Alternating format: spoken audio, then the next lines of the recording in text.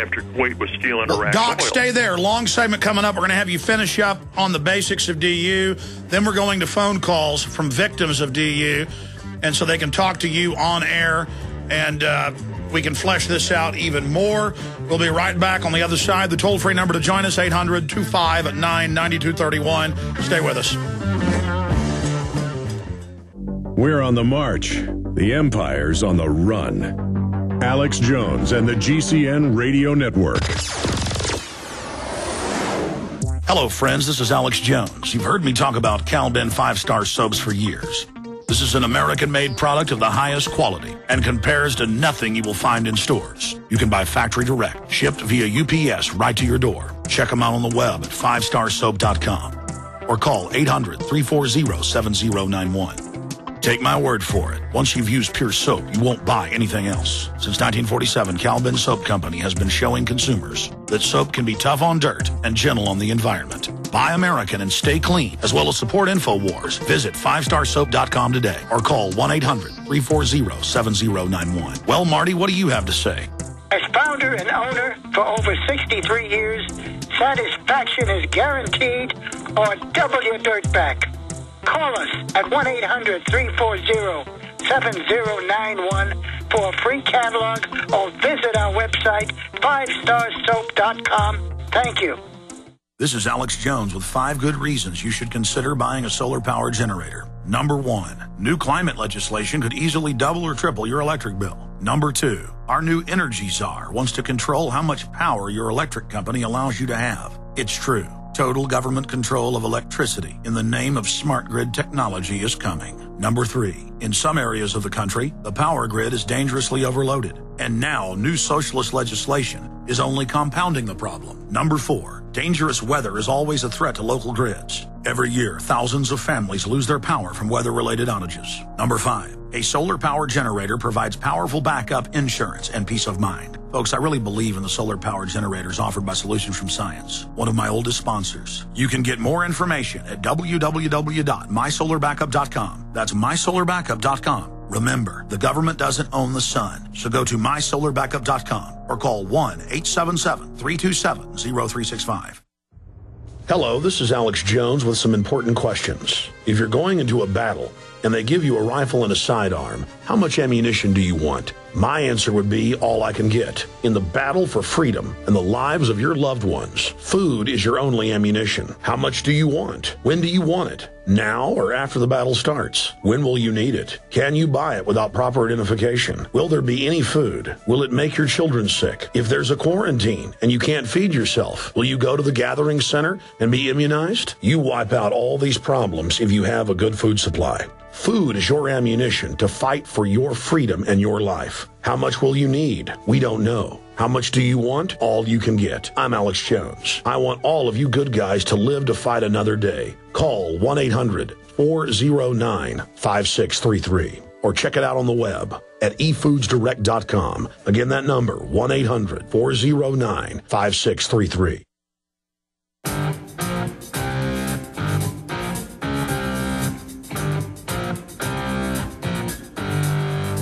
Leading a frontal assault on the lies of the New World Order.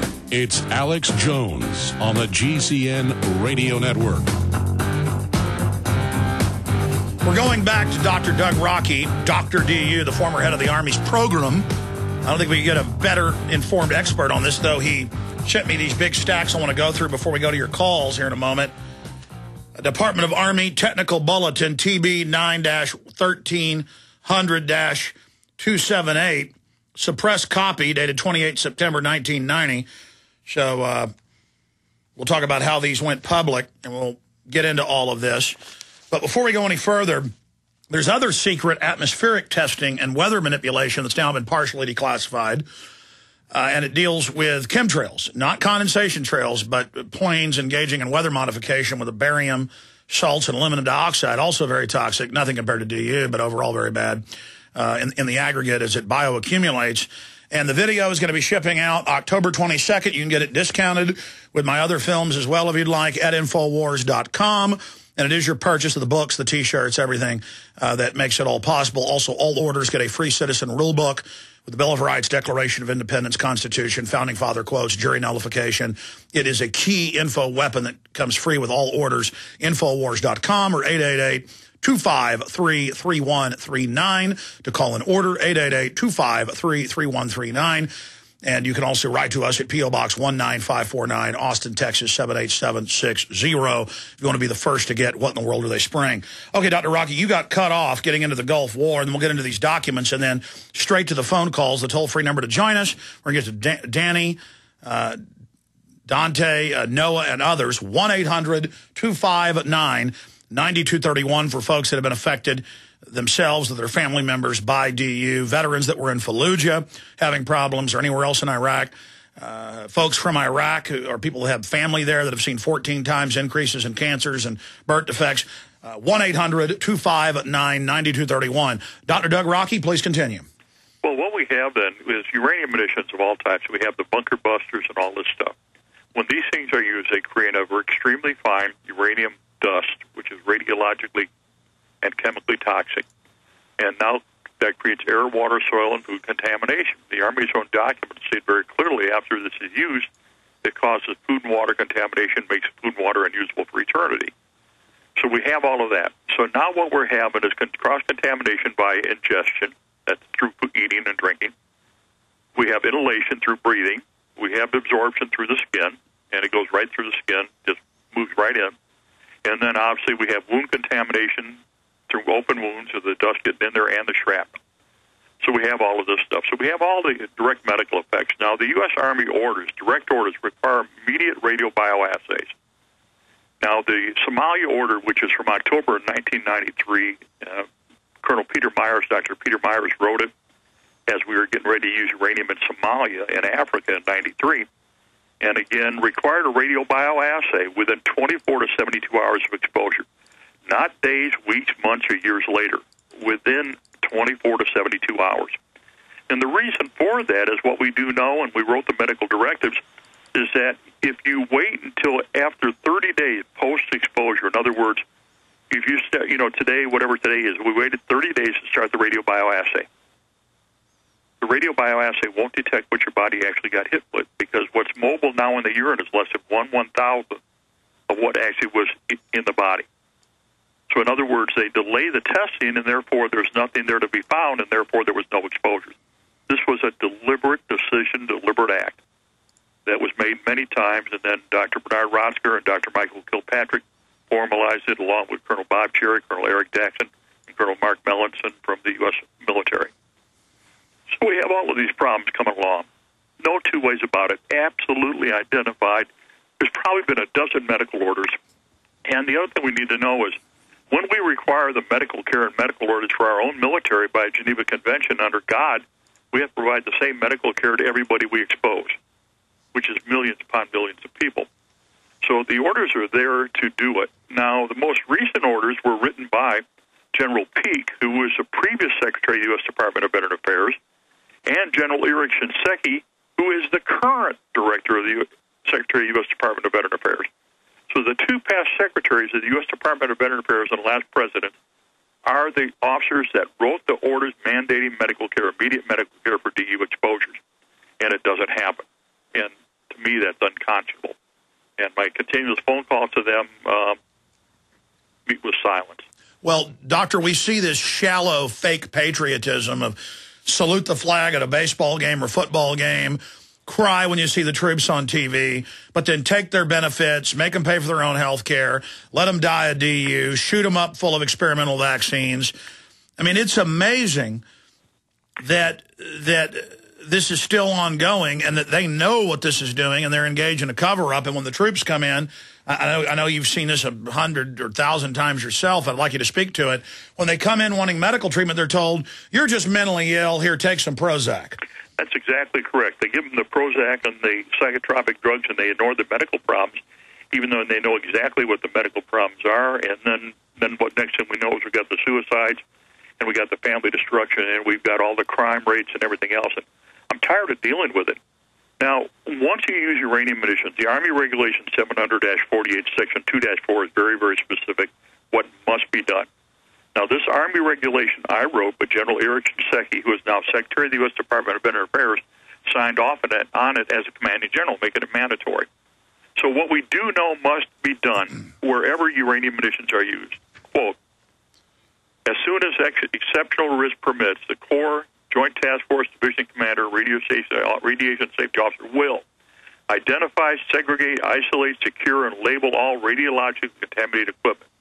Procedures to minimize the spread of radioactivity will be implemented as soon as possible.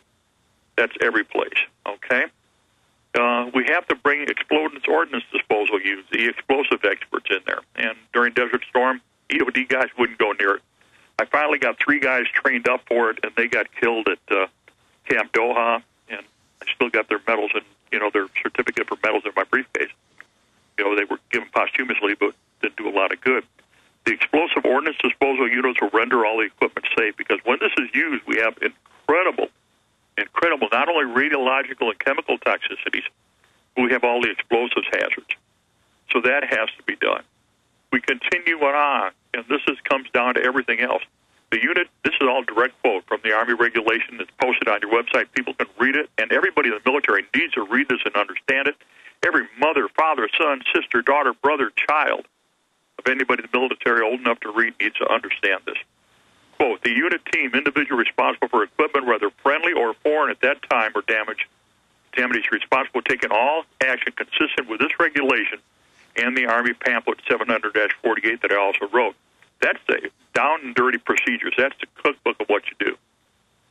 Quote, all equipment to include captured or combat radiologically contaminated equipment will be surveyed, packaged, retrograded, and decontaminated, and then released in accordance with the technical bulletin that you cited a moment ago, 1300-278, the pamphlet 700-48, and all the other relevant guidance that we put together. Safety precautions are incredible. I mean, they're very outlined. You do have a picture you can post on your website. I think Jared's already done that. Shows you the minimum equipment to use, work around this stuff, and everything else. When we start getting down to the environmental hazards, quote, radioactive material and waste will not be locally disposed of through burial, submersion, incineration, destruction of place, or abandonment, end quote. We contaminated not only Iraq, Saudi Arabia, Kuwait, the Balkans, Somalia, Afghanistan, but Vieques, Hawaii, Indiana, Florida, Nevada, California, Washington State. And the thing that bothers me the most, and I think, you've done history and everything, and I think everybody remembers this. On the 18th of April, hardly a man is left alive that doesn't remember what? Paul Revere's right? Yes. Concord, Massachusetts, where our nation was born, is one of the most highly depleted uranium-contaminated cities in the world because of the Starmet plant. It is a national environmental disaster where the military is trying to clean it up. Albany, New York is also the same thing. Jonesboro, Tennessee is the same thing. I mean, these are totally contaminated areas because of uranium munitions with incredible medical problems. And we see the same thing in Hawaii. Schofield Barracks and out there in Hawaii, pristine environment where the U.S. military did nuclear weapons testing with Davy Crockett's and DU munitions, totally illegal, and left the contamination. And now, as we speak, right now, I got an email not even a few minutes ago before we came on. It's a mess, and they're refusing to take care of it.